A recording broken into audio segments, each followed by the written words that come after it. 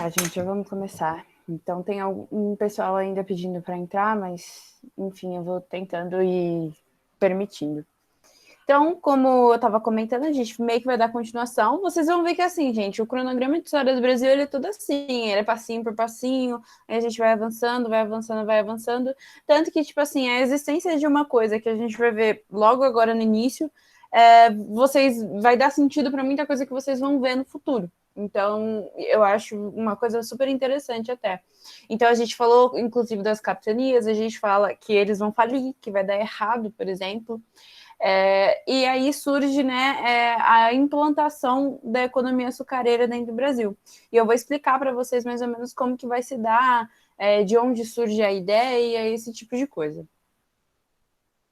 Qual que é a nossa pauta de hoje? A gente divide em 2 tópicos, que é a economia, a sociedade ou a administração açucareira, da forma que vocês quiserem. E aí a gente vai falar da instalação da empresa açucareira, então de instalar toda uma economia que está voltada para isso, de um sistema agrário de produção, então a forma de produção do açúcar tem um sistema específico e a gente vai ver como que ele vai se desenvolver. Da participação holandesa, porque, né, holandeses participavam da produção do açúcar dentro do Brasil em vários passos, do sistema escravista de produção, né, então o Brasil ele é um país que pode ser considerado um país escravista, porque não só grande parte das pessoas, da população brasileira naquela época, e vai se tornar, conforme os séculos vão passando, até o século XVIII, por exemplo, a maior parte da população vão ser escravizados do que de pessoas, assim, livres. E, além disso, são pessoas que são escravizados que fazem a economia principal daquela colônia acontecer. Por isso que o Brasil e outros lugares que vocês podem estudar são lugares escravistas, que é quando existe uma boa quantidade de escravizados, normalmente ele é pelo menos metade ou mais da metade da população. Na Bahia, por exemplo, 80% da população em um certo século chega a ser só de escravizados. E também quando os escravizados estão envolvidos no processo econômico mais importante daquela colônia. Outra coisa que a gente vai discutir é a diferença entre engenho e uma plantação de cana. Depois a gente já vai falando um pouquinho de como a sociedade vai se formar. Então, eu comentei com vocês lá na aula de sistemas políticos que existiam as câmaras municipais, que só um tipo de pessoa poderia participar, poderia ser votado e poderia votar. Então, aqui a gente vai especificar mais quem são essas pessoas e também quem está abaixo na pirâmide. A outra coisa também que a gente vai discutir um pouquinho é a herança escravista. Ao longo do curso inteiro vocês vão lidar com esse assunto, é algo que a gente traz frequentemente porque é importante, porque ainda também vem caindo em vestibular, ainda bem, é um assunto importante ser discutido e refletido. Lá na época do abolicionismo, lá para 1800, a gente vai ter uma aula de questão escravista mesmo, e aqui a gente já vai dar introdução e vocês vão seguir acompanhando esse assunto também. Mas então vamos começar. Instalação da empresa açucareira. Primeiro, que né, muita gente vai estudar ou já ouviu falar esse período, assim, o início do açúcar e o auge do açúcar, como aquilo que a gente conhece como ciclo do açúcar. Só que uma coisa importante de falar, gente, é que vocês não foquem em ciclos. Primeiro que tem um problema em chamar de ciclo. Parece que tem um início, um meio e um fim, né? E isso não é o que acontece sempre. Então, no açúcar, por exemplo, o açúcar vai estar presente na nossa economia brasileira até o século XIX. Quando a gente está lá naquele, o que chamam também ciclo do ouro, a gente ainda está lidando com o açúcar. Então, não faz muito sentido a gente ficar chamando de ciclo também por causa disso. Outra coisa é que a gente tende a centrar o Brasil só nisso. Então, quando a gente vê empresa açucareira, ciclo do açúcar, a gente fica pensando que só existe esse tipo de produto lá, que os brasileiros não produzem outras coisas, não plantam outras coisas, isso é mentira. Aqui a gente vai ver que vai ter um desenvolvimento da pecuária, vai ter plantação de tabaco, por exemplo, a cana-do-açúcar também vai começar a ajudar na produção de cachaça, enfim, vão ter várias coisas. Lá no norte do Brasil, os indígenas, eles vão coletar drogas do sertão, que, enfim, vai ser também meio que através daquele escambo, porque os portugueses eles não conseguiam acessar a Amazônia, era um ambiente muito difícil para eles de irem a pé. Eles, no máximo, conseguiam ir de barquinho, mas aí eles instalavam umas feitorias lá, e aí eles pegavam essas drogas do sertão. O que, que são as drogas do sertão, né? Não são drogas, é tipo baunilha, canela, temperos em geral, sabe? E, enfim, existem várias coisas dentro do ciclo do açúcar, dentro do ciclo do ouro e até dentro do ciclo do café, que é depois da independência, que existem outros produtos lá que estão sendo vendidos. Tem o ciclo da borracha, por exemplo, que é um período em que vai ter um surto, todo mundo vai querer comprar borracha lá do norte do Brasil. Tem também o surto do algodão, né, que é quando os Estados Unidos ou Inglaterra, sei lá, eles eram grandes produtores de algodão, eles entram em guerra, não podem produzir mais, e quem substitui isso é justamente o Maranhão. Mas, enfim, só para dar esse detalhe, a gente vai discutir mais isso, sobre o quanto existiam outras coisas sendo produzidas. Inclusive, a aula passada também eu falei que São Vicente costumava produzir muito trigo, né? Então, assim, existem outras coisas. Mas, enfim, por que, que foi o açúcar? Os portugueses já tinham contato com o açúcar, com as plantações de açúcar. Os árabes lá, que eu falei que os portugueses tinham muito contato com os árabes, eles doaram algumas plantações de cana-de-açúcar e eles tinham o costume, às vezes, de plantar em algumas ilhas do Atlântico. Então, eles já tinham contato com esse produto e aí eles acharam que seria legal colocar aqui. Por quê? Porque é um produto de fácil comercialização, então ele vende muito bem, porque, né, até hoje, quem não gosta de açúcar, e alta rentabilidade, no sentido de que, como eu falei na aula passada, o açúcar era um produto caro, era um produto nobre. Então, costumavam dar para a nobreza, assim, para o rei, cubinhos de açúcar, porque era um produto caro. Portugal não. O Brasil também já tinha um clima e solo coloniais favoráveis, então a cana-de-açúcar se dá muito bem num clima úmido, tropical, e também eles vão conseguir plantar, né, naquele território, inicialmente mais para Pernambuco, mas que vai descer todo o litoral nordestino, que é a zona da mata, que fica com solo de massapê. O solo de massapê, gente, ele é riquíssimo, ele é um solo muito bom, então vai dar muito certo plantar cana-de-açúcar lá. E né, como eu já tinha comentado, eles tinham experiências na ilha do Atlântico, né? Tem umas ilhas chamadas Ilha de Açores, Ilha da Madeira. Eles já estavam lidando com a produção de açúcar nessas pequenas ilhas. Qual que é o sistema agrário de produção? Agrário em que sentido? A gente está falando da agricultura e como que a gente produz o açúcar lá naquela agricultura. É o que a gente chama hoje de plantation, né? Que a gente ouve muito, assim, é um exemplo econômico que ocorre bastante lá nos Estados Unidos até hoje. O plantation, ele estabelece um sistema latifundiário, então a gente está falando de enormes propriedades de terras, são muitos hectares que vêm das cismarias, né, como eu estava comentando, as pessoas ganhavam, né, pessoas que obviamente eram relevantes, que eram a elite da época, não são qualquer um, eles ganhavam enormes porções de terra, porque não tinha o que fazer com elas, assim, e aí elas ficavam com essas grandes propriedades rurais. E é uma herança até hoje no Brasil. Até hoje a gente tem enormes latifúndios, como eu falei, heranças das Sesmarias, né? A gente está vendo algo que acontece em 1500 e está acontecendo até hoje, não houve reforma agrária no Brasil de fato. Então, e assim, esses latifúndios, eles produzem, eles desgastam a terra hoje em dia, e não só, muita gente só fica com aquela grande porção de terra e nem utiliza, nem planta algo, simplesmente por especulação imobiliária e outras coisas. Mas a gente vai discutir isso. O importante é saber que lá na época a gente já pode chamar que o sistema agrário de produção era o plantation.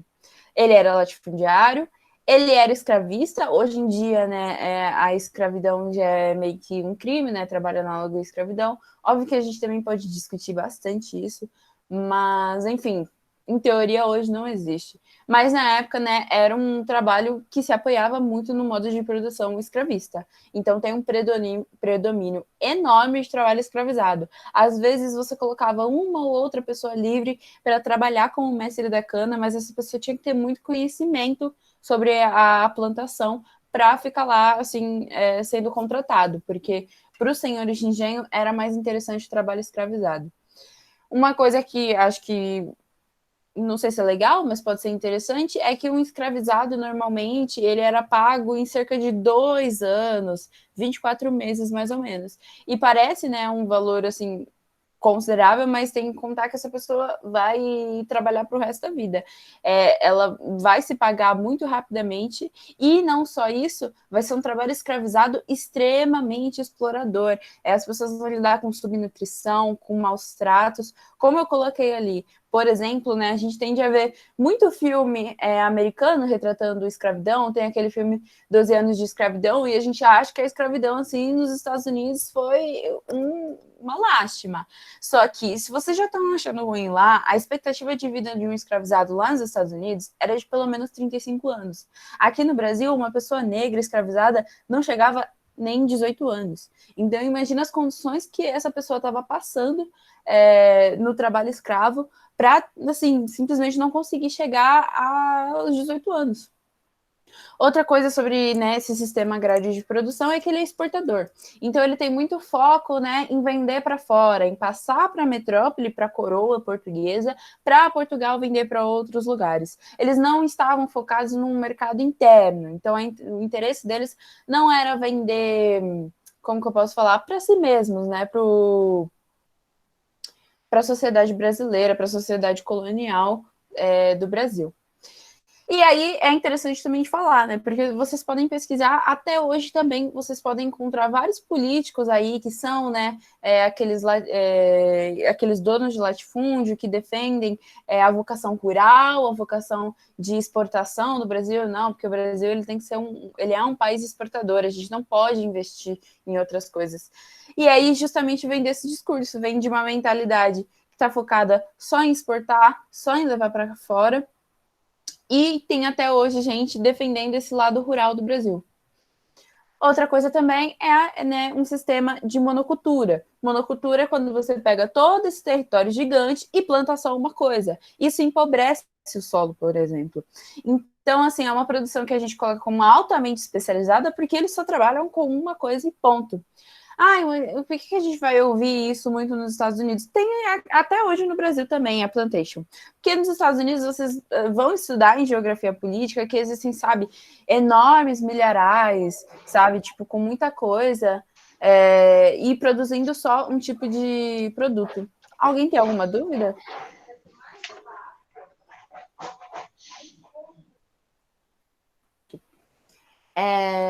E é isso, a monocultura é você plantar só um tipo de coisa dentro desse solo, e eu gosto de lembrar que empobrece normalmente o solo. Qual que é outra coisa que é interessante também de se falar? Participação holandesa. Uma coisa legal, né, para considerar antes dos passos que os holandeses estavam presentes é que não existiam bancos no Brasil antes de 1808, que, mais uma vez, é quando a família real vem para o Brasil, né, fugindo de Napoleão. Então, até lá, não existia nenhum banco lá. E aí, como, né, beleza, Portugal chegou e falou, agora vocês têm que plantar cana, a moda é vocês fazerem açúcar. Só que aonde eles vão achar a grana toda suficiente para conseguir, assim, construir um engenho com a Casa Grande, né, que é onde fica a família, onde fica o senhor de engenho, com a senzala. Normalmente tinham capelas, né, para os escravizados frequentarem a igreja, e, né, também tinha a própria fábrica de açúcar. Então, eles precisavam de uma grana. Onde que eles vão conseguir empréstimos, né? Onde eles vão conseguir essa grana para dar o investimento inicial? Com os holandeses. Os holandeses, né, eles ficavam lá nos Países Baixos, eles tinham uma má relação com a Espanha, legal de dizer isso, e os holandeses também, eles eram, em sua maioria, eles vão começar a se tornar protestantes, né? Então eles meio que são rivais da Igreja Católica. E aí eles viviam muito do comércio, eles já se davam bem com isso lá naquela época mercantilista, como eu falei para vocês, eles já estavam se dando muito bem, e aí eles têm muita grana para emprestar, então eles faziam esse investimento já inicial. Além disso, eles faziam transporte. Então, Portugal pagava, fretava ou alugava, do modo que vocês quiserem, navios holandeses para transportar o açúcar que foi colhido, no caso, a cana-de-açúcar que foi colhida, para levar até a Europa. Outra coisa também que ele fazia parte era do refino. Então, o açúcar tá lá e tal, mas você precisava refinar para ficar chique, para dar, assim, mais valor, para ficar um produto de alta rentabilidade, como eu estava falando para vocês. E eram eles que faziam. As máquinas que faziam o refino do açúcar eram máquinas caríssimas, sabe? Tipo, era uma tecnologia muito alta para a época. Então, quem ficava responsável por essa parte eram os holandeses. E eles, né, consequentemente, davam valor ao produto e refinavam o açúcar.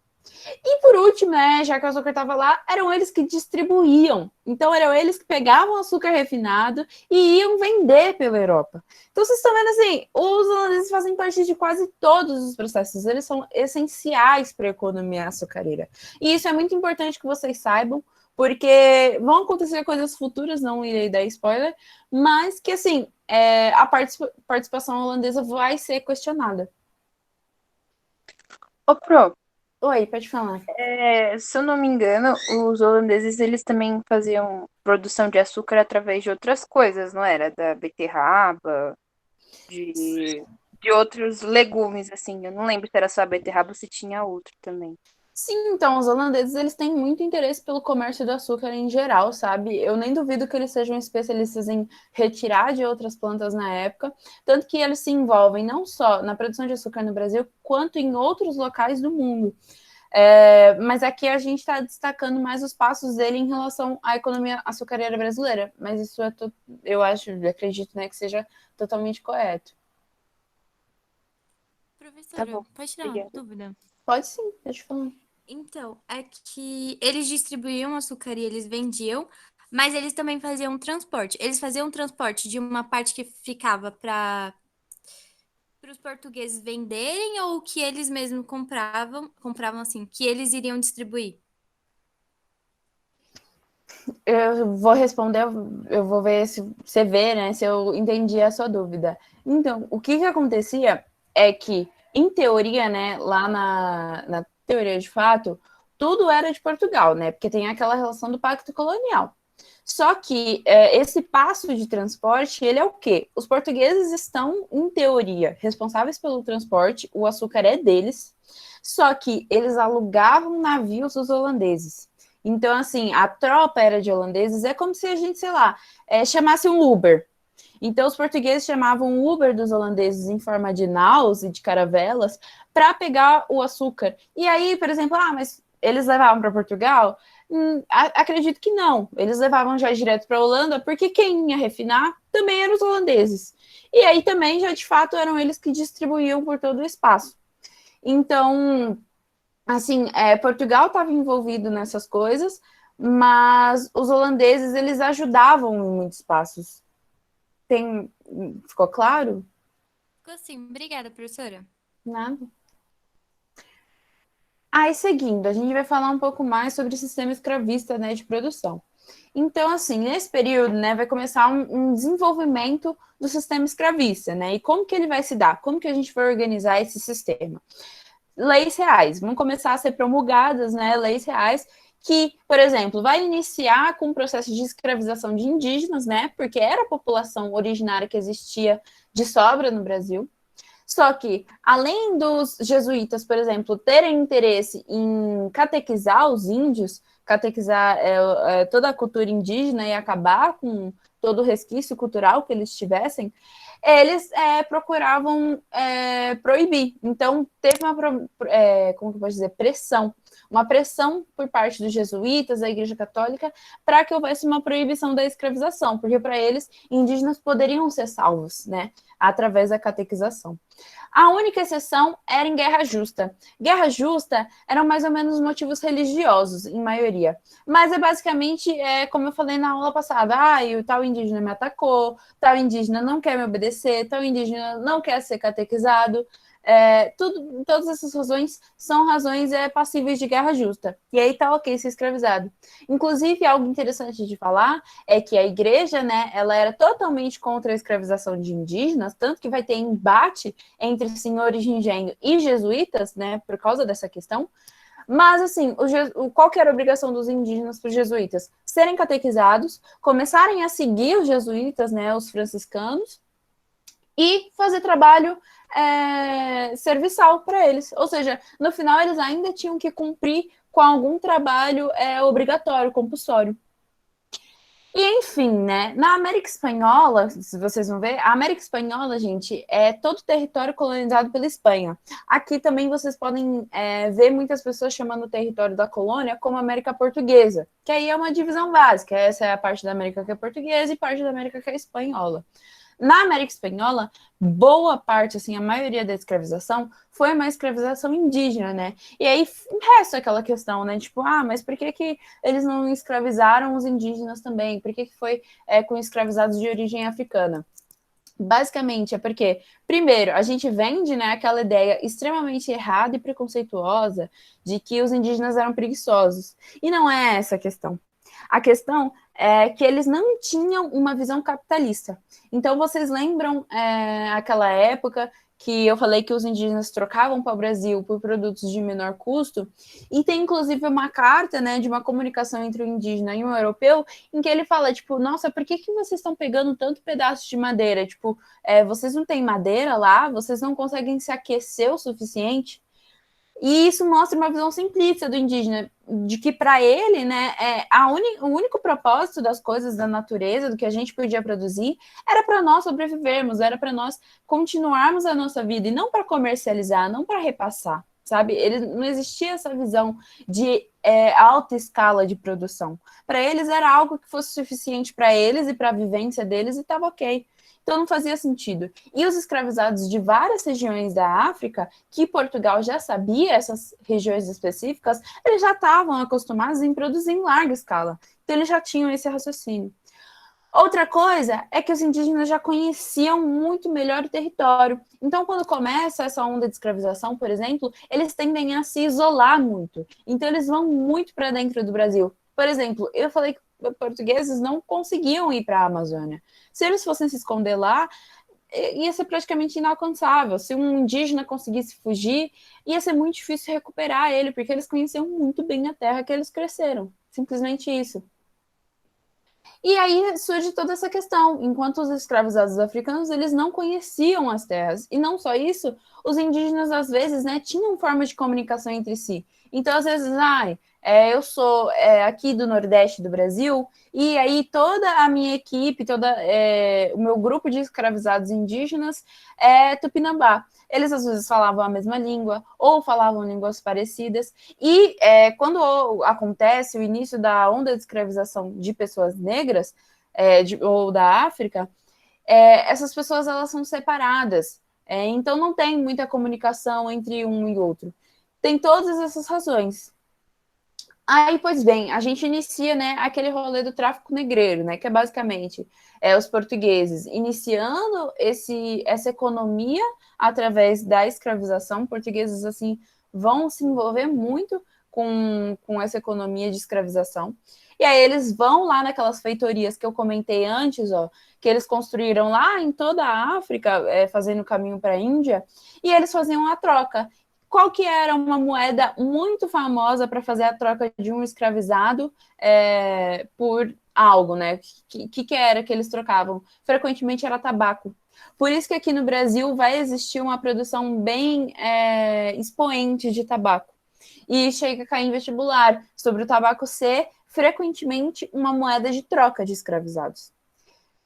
Enfim, né? Vão ser, ao total, se eu não me engano, arrancados cerca de 12 milhões e meio de pessoas da África, sendo que nesse processo cerca de 2 milhões de pessoas vão morrer devido às condições insalubres, né, de todo um tráfico negreiro. Não sei se vocês já viram imagens, mas assim, eles socavam as pessoas tinham que lidar com inúmeras doenças durante as viagens. Não só isso, muitos, né, existiam formas de resistência, né, por parte da escravização de africanos. Então, por exemplo, eles se suicidavam, eles criavam quilombos, né, que a gente também vai comentar. E aí chegam só 10 milhões e meio na América. Só que, assim, o Brasil, por si só, por toda a América, ele recebe quase metade dessas pessoas. Então, vocês veem o quanto a questão do escravismo é importante para o Brasil, é totalmente relevante. De toda a América, de todo um continente, o Brasil, só um país, conseguiu receber metade das pessoas escravizadas, que vão ser escravizadas no tráfico negreiro. E é uma economia de baixa produtividade, gente. Hoje em dia, a gente já sabe que você lidar com trabalho escravo Professora, Oi. desculpa, Imagina. eu tô com uma dúvida referente que você tinha dito que a igreja em si, elas proibiam a escravização dos índios justamente porque supostamente poderia salvar, né, eles por conta ao meio da catequização. Por que eles não adotaram essa medida também pros negros, né? Então, nossa, super relevante. Eu tinha esquecido justamente de falar isso, me lembrou de falar. Que justamente tem essa questão que eu vejo até como uma certa hipocrisia da igreja. Porque, assim, para os indígenas, apesar de serem coisas burras, coisas extremamente. Assim, a visão da igreja, vocês podem pesquisar, inúmeras cartas, era transmitir uma visão muito precária dos indígenas, ainda assim, para eles, não era ok você escravizar indígenas porque eles poderiam ser salvos, mas era ok você escravizar pessoas negras, porque basicamente eles vão dar inúmeras razões, inclusive o Papa, ele vai escrever uma bula que, sei lá, na época era tipo uma ordem, uma lei, não era uma lei, mas tipo, uma orientação dele, em que ele falava, tipo, ó, beleza, tá ok você escravizar pessoas negras. Então ele meio que vai permitir isso. Quais são os argumentos? Eles vão usar normalmente, pessoas negras não foram feitas para isso, né? Então elas são mais fortes e não sei o quê. Inclusive, são dos expoentes, por exemplo, que a gente vai conhecer como eugenia, né? Que é uma ciência voltada para tentar fazer com que o negro seja uma etnia menor, sendo que isso é totalmente falso, hoje em dia a gente sabe, mas esse discurso vai ser vendido desde aquela época. Então, negros foram feitos para isso, negros são coisas, né? A visão na época era que, assim, juridicamente, um escravizado negro, ele era uma coisa, ele não era uma pessoa.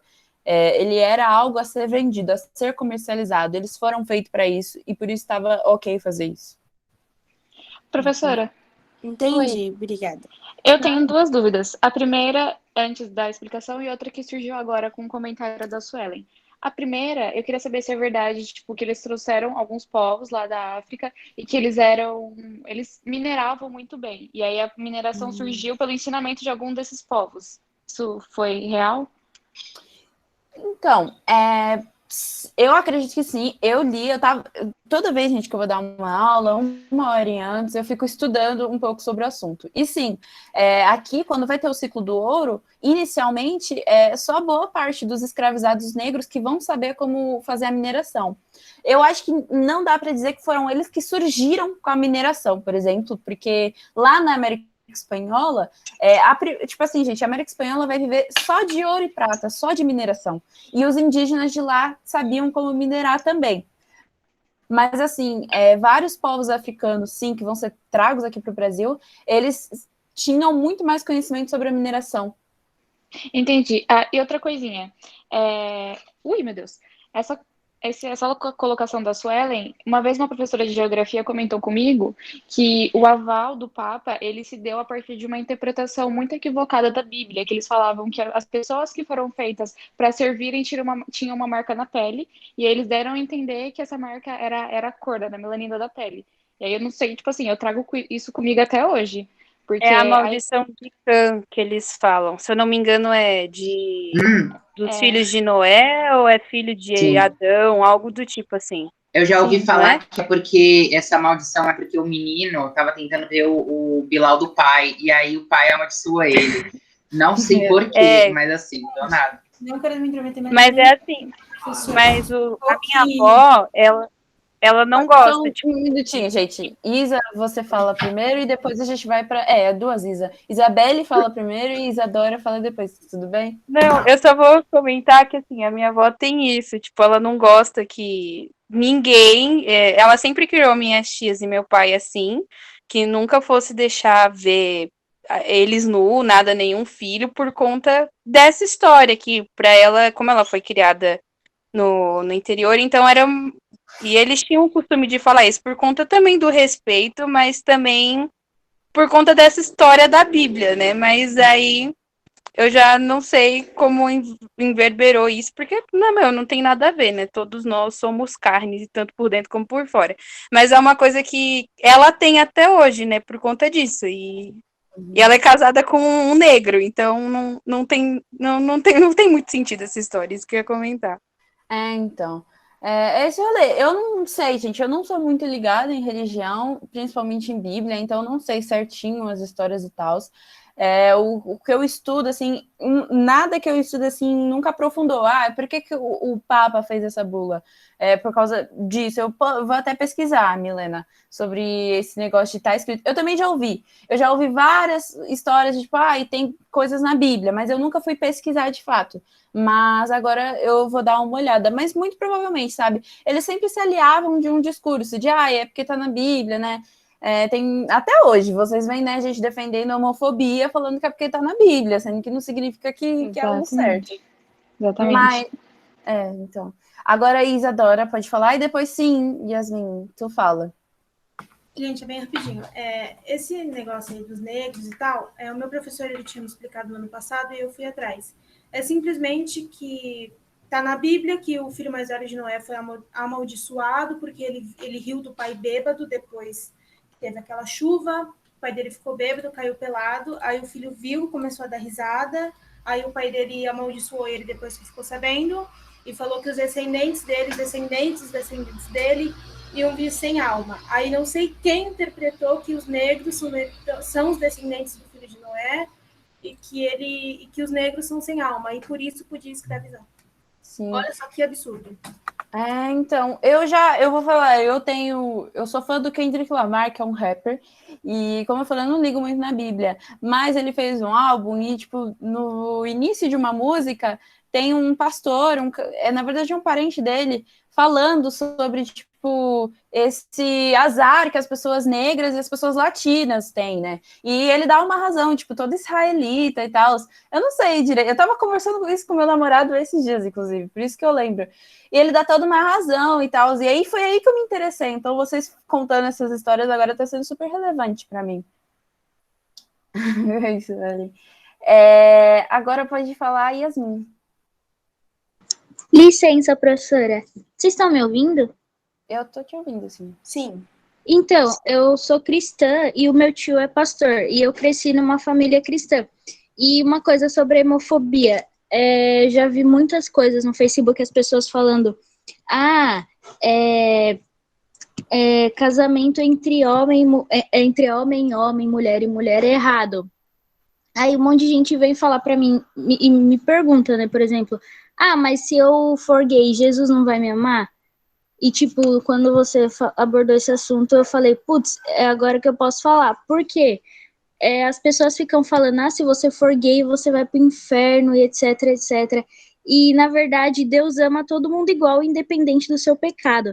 Então, tipo assim, gente, pelo amor de Deus, Jesus ama você, mas você tem que ser fiel a ele, obviamente, e você se aproxima dele, o resto ele vai fazer por você, entendeu? Então, tipo, e essa coisa de, os negros não têm alma, os latinos não têm alma, isso é uma tremenda mentira, porque todo mundo é igual. Jesus era nazareno, e na Bíblia conta que os nazarenos, eles não eram muito formosos e tal. Peraí, tem uma pergunta no chat aqui, professora. Acho que foi da Suelen. Então, Suelen, homossexualidade, eu vou falar conforme meus conhecimentos na Bíblia. Sim, é pecado, porém só porque você é homossexual não significa que Deus não te ama, entendeu? Então, mas eu não tô falando, tipo, eu acho que é pecado, isso realmente tá na Bíblia. Também tá na Bíblia que você não pode cortar cabelo, tá na Bíblia que um monte de coisa, mas nem tudo isso convém. Algumas regras se aplicam para as coisas que são do passado. Tipo, então, eu não tenho muita muita coisa para falar sobre isso.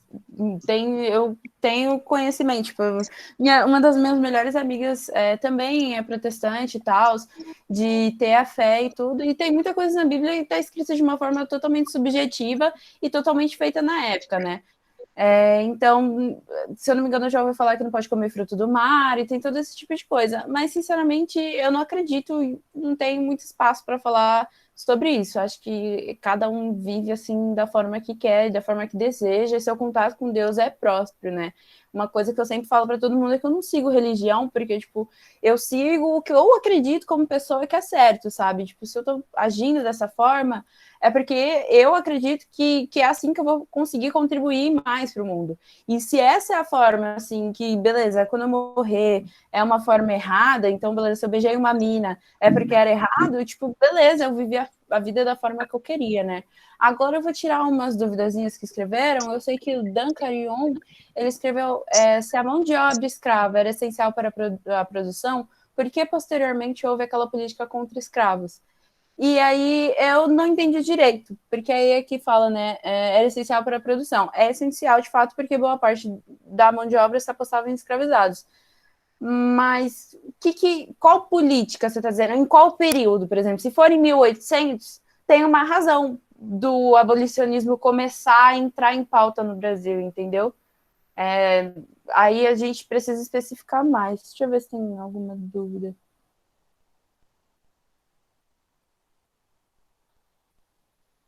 Então, o Alisson até acabou respondendo que, igual eu falei, se for em 1800, tem toda a influência do pensamento inglês que começa a fazer pressão no Brasil, no Brasil não, em Portugal, para Portugal fazer o Brasil acabar com a escravidão, todo esse tipo de coisa, entendeu? Então, rola esse tipo de política, mas eu não sei exatamente como falar qual a razão, se você me especificar quando. Sobre os holandeses, eles então investiram na economia açucareira porque queriam que essa economia crescesse e obtivessem lucros com isso? Sim, era uma, como que eu posso dizer? Era uma economia muito rentável para eles tinham interesse e eles viram que Portugal, como colônia, estava produzindo e estava produzindo bem, sabe? O Brasil, como eu falei, tinha disposição para fazer isso e foi o que eles decidiram investir. Ô, Camis, deixa eu te perguntar.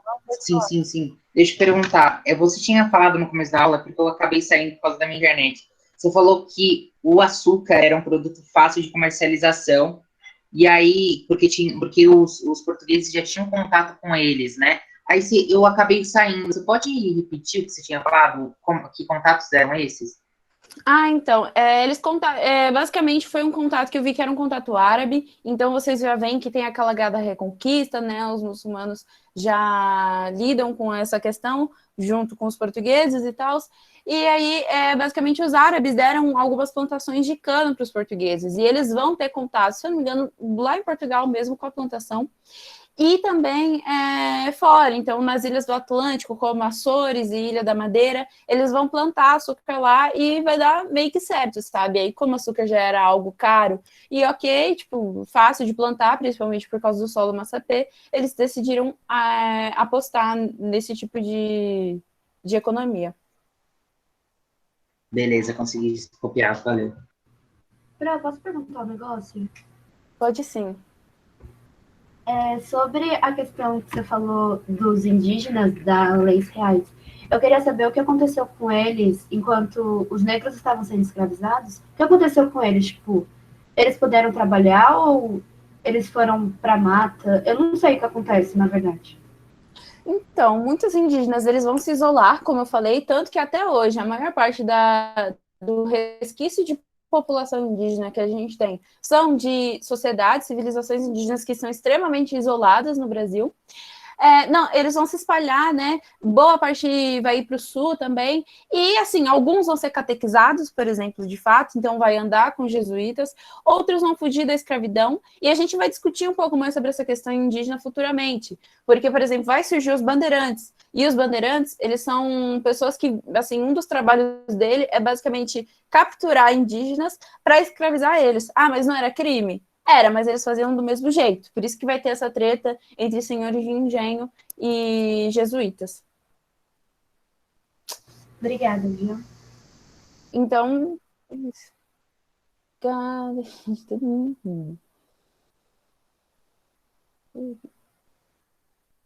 nossa, a gente tem 30 mensagens aqui, eu não vou conseguir ler tudo. Se vocês tiverem uma dúvida, repostem no chat. Eu vou continuar a aula.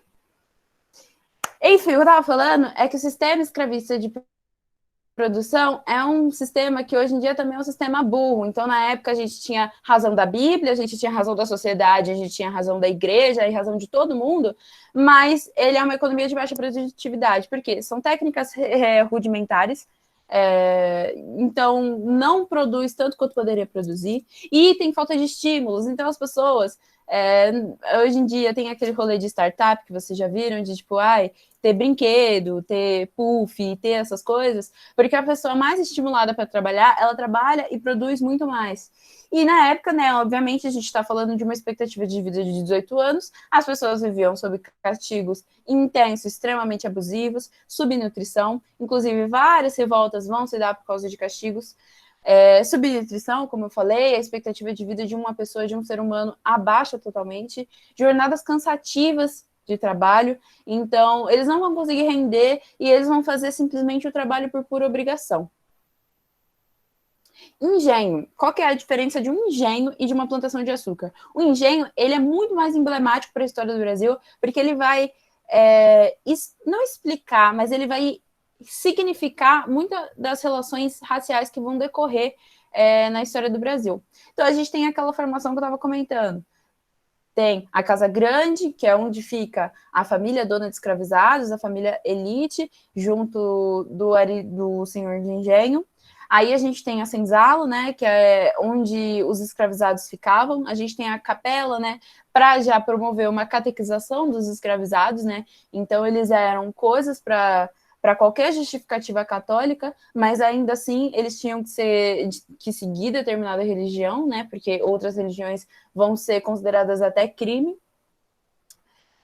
E aí, o que demandava um engenho? Alto investimento inicial, então era através de empréstimos, como eu falei, empréstimos onde eles conseguem se não tem banco. Frequentemente eram pelos holandeses. Qual que era a segunda coisa? Elite econômica e social. Então, quem tem engenho era porque era uma pessoa muito abastecida e que representava certamente a elite, tanto econômica quanto social. Eram os homens bons que viviam no engenho. Mão de obra escravizada, em larga escala. Então, assim, são muitas pessoas. Beleza, então a gente conta num engenho com 30 pessoas, basicamente... eu não sei fazer, 22 vão ser escravizados e 8 pessoas vai ser tipo a família mais 2 mestres da cana. Então, assim, é uma mão de obra em alta escala e vai se espalhar por todo o Brasil, fazendo com que, como eu falei, o Brasil se torne um país escravista, né? Um país em que, frequentemente, mais da metade da população vai se tornar escravizado. E outra coisa, grandes unidades de produção altamente especializadas. Então, é basicamente isso, é um engenho com um território enorme, uma plantação enorme, só de açúcar. E o que é uma plantação de açúcar? A plantação de açúcar, ela era rara, ela era pequena, e poucas vezes vocês vão ver isso em vestibular, mas é legal de citar, porque ela demandava um investimento baixo, então uma pessoa com uma economia um pouco menor poderia investir. Ela tinha um grupo heterogêneo, então às vezes um mestre da cana que trabalhou por anos no engenho consegue uma pequena porção de terra e consegue produzir açúcar lá e viver assim por si só. Então não é elite, não é a pessoa que tem dinheiro de sobra, não é a pessoa que não faz nenhum trabalho manual como os homens bons. É um grupo mais diferente. Poderia contar até com mestiços, por exemplo. E uma mão de obra escravizada também, só que em pequena escala. Então, são poucos escravizados, principalmente porque eles têm um valor, né, que você precisa de um investimento e tudo isso. E também a gente está falando de pequenas e médias unidades de produção diversificadas. Então, a gente tem um pequeno terreno, um médio terreno, mas que num espacinho planta um pouco de mandioca, em outro espacinho planta um pouco de algodão, em outro, às vezes, um pouco de tabaco. E aí tem uma certa produção um pouco mais diversificada do que um engenho. Tudo isso vai impulsionar a economia da pecuária. Alguém mandou algo? Milena, pode... Não, eu só ia perguntar pela Maria. Ela perguntou se eu pediu para perguntar, na verdade, quem realizava a distribuição do açúcar. Então, a distribuição do açúcar é justamente com os holandeses, né? Eles estão presentes em todas as partes, no financiamento, no transporte, no refino, e quem fazia a distribuição também eram os holandeses. Eram eles que pegavam o açúcar refinado e iam vender pela Europa. A escravização dos negros não anularam. A escravização dos negros era maior no Brasil, isso é fato, só que existia a escravização dos indígenas, como eu falei. Os bandeirantes, eles vão ser pessoas que precisam sobreviver de alguma forma, a gente vai discutir sobre eles, gente, e aí eles vão fazer o quê? Eles vão sair e vão capturar indígenas e vão escravizar indígenas, mesmo que fosse crime. Porque, como eu falei, gente, o senhor de engenho é um homem bom. O homem bom é o cara que está na Câmara Municipal tomando as decisões que para ele era mais interessante. Se ele acha mais interessante escravizar um indígena, ele vai fazer isso. Não existe, por isso que essa lei real de proibir a escravização de indígena também não é muito séria.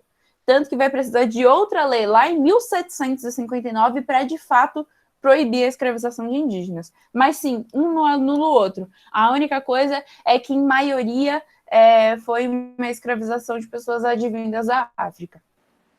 E, como eu estava comentando, tem mais alguma dúvida? Ô, professora, você pode explicar para mim de novo, por favor, o que é um engenho? Então, um engenho, você pode imaginar, tipo, um território enorme de hectares de terra. E aí é onde eles vão iniciar um empreendimento do açúcar a alto custo. Então, você imagina que é uma pessoa rica que está fazendo isso. Não é uma pessoa qualquer um, sabe? Não é um pequeno empreendimento. É algo grande. E aí, nesse território, vai ter aquela formação que eu estava comentando. Normalmente, vai ter uma casa grande, que é onde a família, né, que é elite, aquela família rica, de burgueses, vai ficar. E eles não desenvolvem trabalho manual, eles não fazem nada. Vai ter a senzala, que é onde os escravizados vão se alocar em condições péssimas. Vai ter a capela, que é uma capelinha para os escravizados normalmente se catequizarem. E vai ter a fábrica de açúcar com as plantações de açúcar em geral. E ele tem esses componentes que eu estava comentando. É um alto investimento, você precisava de muita grana para fazer. Quem conseguia fazer era elite, sim, econômico-social. Contava com bastante mão de obra escravizada, muita mão de obra escravizada. E grandes unidades de produção altamente especializadas. Então, era todo mundo plantando uma coisa. Era uma monocultura gigante. Ok? Entendi, obrigada. Posso fazer uma pergunta? A plantação de açúcar não era para exportação, né? Era mais para as pessoas de dentro da cidade, do país mesmo, né? Sim, era algo muito mais de subsistência. Então, plantar um pouco de açúcar, até vender, sabe? Vender para comerciantes portugueses e tal. Mas, assim, era uma produção apenas para sobrevivência mesmo. Era algo mais local, como você disse. Entendi, obrigada. E aí, como eu falei, tudo impulsionou a pecuária. Porque aí tem muita gente, tem muito engenho formando em Pernambuco e começa no Pernambuco, gente, mas vai se espalhar por toda a região do Nordeste. Eu tenho, inclusive, um mapa sobre isso. Eu vou mostrar para vocês. E aí, o que acontece? Vai juntar muita gente de lá e todo mundo tinha o costume de comer carne, por exemplo. Onde a gente compra carne? Quem produz? Quem vai criar o gado? E aí vai impulsionar a pecuária. Isso vai ser muito frequente, gente. É importante que vocês entendam isso, porque cada vez que iniciar uma nova economia em algum lugar específico, as pessoas vão chegar lá e não vai ter ninguém vendendo carne, vendendo comida, e aí eles vão ficar tipo, putz, a gente precisa de alguém. E aí, pá, vai impulsionar muito a pecuária. Então, aqui, nesse período que a gente está conversando, a gente vai ter o início da pecuária lá no sertão nordestino, que é o interior do Nordeste, né? Porque no litoral estava tendo os engenhos, lá não podia criar gado. Então, assim, o abastecimento dos engenhos precisou de uma criação de gado para alimentação principalmente, né? Mas ele também era um principal meio de tração e transporte nos engenhos. Então, onde que eles carregavam sacos e sacos de cana-de-açúcar? Às vezes pegava um animal que tivesse condição de carregar aquela carga e levava junto com ele, por exemplo. Então, eles também vão servir bastante para isso, não só para alimentação. Inicialmente, essas criações de gado ou pecuária, da forma que vocês quiserem chamar, eles vão se formar pertinho dos engenhos, tipo do lado, sabe? É aquele mercado do lado, às vezes. Com a valorização da terra, expande em direção ao... Acho que ali era para ser sertão, gente. Mas ele vai se expandir para o interior. Então, assim, é legal destacar que a pecuária ela vai ser impulsionada e ela também vai ajudar na interiorização do Brasil. Então, agora, algumas pessoas vão começar a adentrar mais o Brasil e ir para o interior do Nordeste. E quem é que basicamente cuidava da pecuária principalmente? Normalmente era, né, com a presença de homens livres e era um dos únicos e mais raros setores que tinham mobilidade social. Então, um cara pobre, ele poderia sair do engenho que ele estava trabalhando como mestre de açúcar e ir produzir gado e, consequentemente, ficar rico, por exemplo. Isso poderia acontecer. No engenho, as coisas são mais duras. É muito raro não, é quase impossível que um escravizado consiga evoluir na vida, por exemplo. É muito raro em toda a sociedade que uma pessoa pobre consiga sair e, como que eu posso dizer, consiga sair e se desenvolver, se tornar elite. Só que esse espaço da pecuária era um dos espaços raros, né, como eu comentei, que isso poderia acontecer. Então, aqui eu coloquei alguns mapas, gente, vocês podem olhar um pouquinho, porque eu estou atrasada e eu quero seguir a aula. Mas aqui a gente destaca a zona da mata, toda essa região contém o solo massapeio, e, portanto, contém uma boa capacidade de produção de açúcar. Aqui, a gente tem um mapa, por exemplo, lá do início que a gente está falando, que é a área de produção do açúcar, então todo o açúcar é produzido aqui, e a criação de gado, ó, vai aqui para o interior nordestino. E aqui é um mapa do tráfico negreiro, que também está na apostila de vocês do ângulo, eu peguei de lá, que mostra, né, as rotas, basicamente do tráfico mesmo, né, de cada ambiente. Então tem da Guiné, tem da Mina, tem da Angola e tem de Moçambique. Lá para o século XVIII, mais de 80% da população do tráfico negreiro vai vir justamente da Angola. Seguindo, a gente vai falar rapidinho sobre a sociedade colonial. E aí a gente vai continuar na próxima aula. Sociedade colonial, ela conta com uma herança escravista, que é muito importante dizer. Então, assim, a gente tem alguns títulos que vão refletir muito dessa herança escravista. Então, a gente tem Gilberto Freire tentando falar de uma democracia racial que não existe, como se a miscigenação no Brasil fosse algo bonito, fosse algo pacífico, em que a mulher negra, por exemplo, se relacionava com um homem branco por amor, por, né, puramente paz e tal, sendo que não foi isso. A miscigenação brasileira, ela acontece frequentemente por estupros, por uma herança violenta, e a gente tem um homem cordial, né, propagando outras coisas. Então, o que vai acontecer? Qual que é a nossa herança? A gente tem uma parcela que é a mais pobre da população, e ela é o quê? Ela é negra, né, e, portanto, consequentemente, descendente de escravos.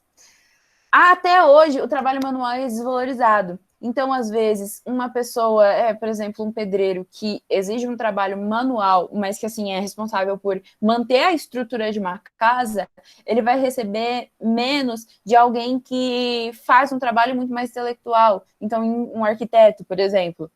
E, assim, a elite, ela valoriza o ócio, ela valoriza pessoas que têm tempo para pensar, têm tempo para considerar, e não pessoas que vivem trabalhando.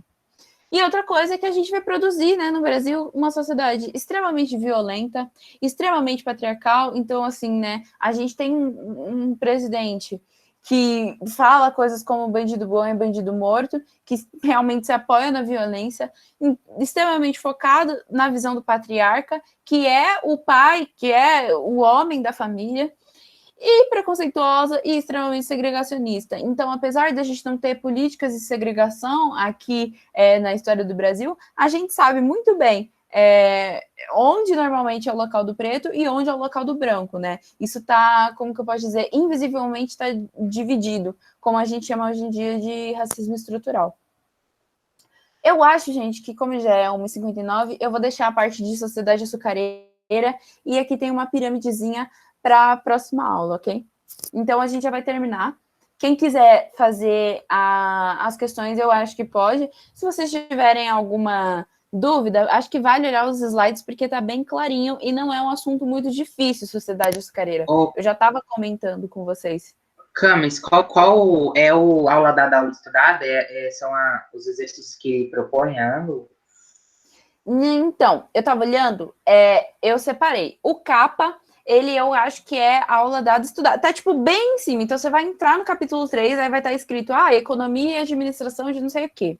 Aí você desce a parte do texto e vai ter exercícios 1 e 2, na página 281, no capa.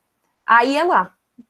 Esses 2 exercícios que eu olhei. Aí depois, no caderno de exercícios, tem o capítulo 2, aí vocês fazem o exercício 1, 7 e 8, e depois vocês vão para o capítulo 3, que é os exercícios 5, 10 e 11. E o 16 é uma questão discursiva da FUVEST.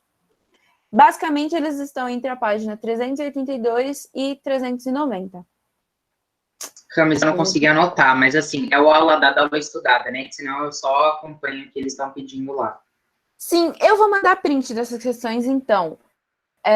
Qualquer coisa, só literalmente segue a capa. Tipo, pega o capa e coloca a página 281. Vai estar lá, exercício 1 e 2 é esse, pode ter certeza. Tá. Mas Fechou. eu vou ir no grupo do WhatsApp e coloco lá o print. É que agora o plural não tá aberto.